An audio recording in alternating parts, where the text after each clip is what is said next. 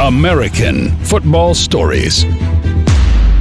You know, we talking about the Xavier Collins of the world. You mentioned Carson Wentz. We're actually seeing Trey Lance. You know, a lot of buzz from a lower tier school. And for your opinion, which position has the toughest time making that jump from the lower levels to college football to the NFL? Well, I think quarterback will be one of them. Even though I tell you, I got a chance, to see Trey Lance last year live, and guys, he's a man now. I mean, he's really a good football player. I mean, they're not just talking junk of him being up there in the top 10, because I mean, he's a live one now. Smart guy, strong guy. He may have the strongest arm in this draft. He just lacked playing time, and when I heard the buzz about him coming out, I was shocked, to be honest with you, because I wanted to see him play another year before and he made a move. But he did have an outstanding year, and he's going to take a little while to knock that that rust off, and then get in the NFL and hopefully go to a team that has a quarterback ahead of him. And but he was recruited by a lot of Division or Power 5 teams, but as a defensive back. They wanted him as a safety, or I think his father was a safety up in Canada and different places. So, but really a good football player. And I think that, but quarterback, it's going to take a little longer, because you just got to get used to the speed of those defensive backs. And that's what bothers me a little bit about Zach Wilson. I mean, he probably never saw an NFL defensive back this year, and or linebacker maybe. And those linebackers are your enemy as a quarterback, and you got to be able to throw through those seams, throw over the top. And when you're in the SEC, I mean, those guys, they're going to be playing against you on Sunday, So I think that, Mac Jones, he'll throw it. And he's another one that matured a little bit physically and things when he got to Alabama.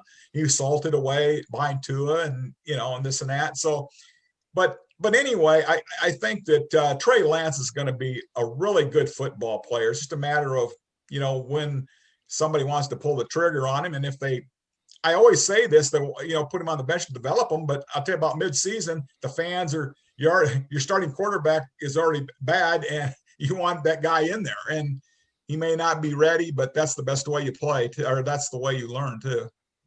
Well, that's a great segue into our next question, Dan. You talked about Zach Wilson not, necessarily playing against that elite level competition from the linebacker defensive back spot. Lately we're seeing, Mac Jones mentioned with the San Francisco 49ers, pretty much Zach Wilson a shoe-in from the Jets at the number 2 spot. And everyone's saying that it's the best scheme fit. So could you talk about the best player available versus scheme fit debate around draft time? Normally, a couple years ago, you would see teams saying, hey, this is the best player in the draft. He's still there. He's on my board. I'm going to snatch him up. But now it seems like more teams are leaning towards those players that's going to, fit their system a little bit more. So do you see a transition from that, or is that just the narrative surrounding, just draft talk around this time, Dan? Yeah, I think that's a lot of draft buzz, but really, it's the best of all worlds if you get that fit in the player, and I think that that's what Mac Jones is. He's a perfect fit for the 49ers. Now, hopefully, if that's their decision, then because I think they think he's a perfect fit too. And it's just a matter of, I'm sure what Kyle Shanahan's thinking is, do I want to add another dimension of maybe the RPO where, we got a runner like a Trey Lance or a Justin Fields, and put him in there, because they won't have the pinpoint passing that Mac Jones has. I mean, to me, accuracy is ball placement, really. Because when you're running those slant patterns and things like that, he always leads his receivers, and they're not on the back hip or the back shoulder, unless he wants a back shoulder throw. But he just got tremendous accuracy.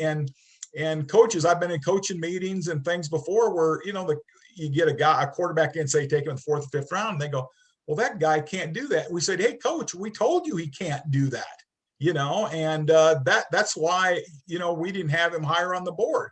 He's got to be coached. And Ray Rhodes, who I love Ray, he was one of the great defensive coordinators of the Super Bowls with San Francisco back with Bill Walsh and that. And Ray said, "Hey, Dan, it's a lot easier to find a coach than it is a good player." So, and so you want, ideally, you'd love to have that scheme fit for your, and certainly you take the best player for your scheme fit. If it's like, say, a linebacker or, offensive tackle, if he's used to playing in a zone scheme, or can he play in both a gap scheme and a zone scheme? Most of those transitions, they're kind of seamless. But you'd like the best of all worlds, but you get the player that the best player, and the smart players, well, hey, they can adapt too.